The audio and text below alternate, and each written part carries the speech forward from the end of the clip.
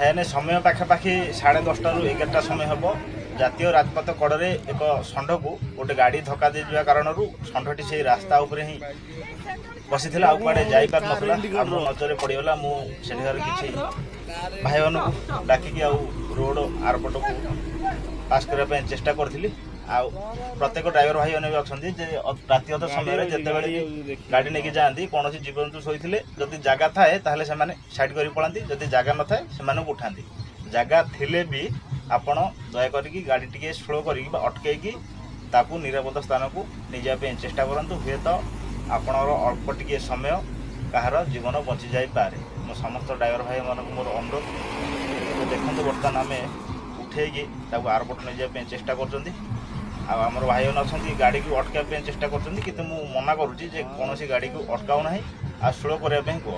କାହିଁକିନା ମେନ୍ ରୋଡ଼ରେ କୌଣସି ଗାଡ଼ି ବି ରାତି ଅଧରେ ଅଟକିବେ ନାହିଁ। ଆମେ ଗାଡ଼ି ଫାଙ୍କା ଦେଖିକି ତାକୁ ନିରାପଦ ସ୍ଥାନକୁ ନେଇଯିବୁ। ଆଉ ଭିଡ଼ିଓଟି ପସନ୍ଦ ଆସିଲେ ଲାଇକ୍ କରନ୍ତୁ, ଆମକୁ ସହଯୋଗ କରିବା ପାଇଁ ସବସ୍କ୍ରାଇବ୍ କରନ୍ତୁ। ଜୟ ଜଗନ୍ନାଥ।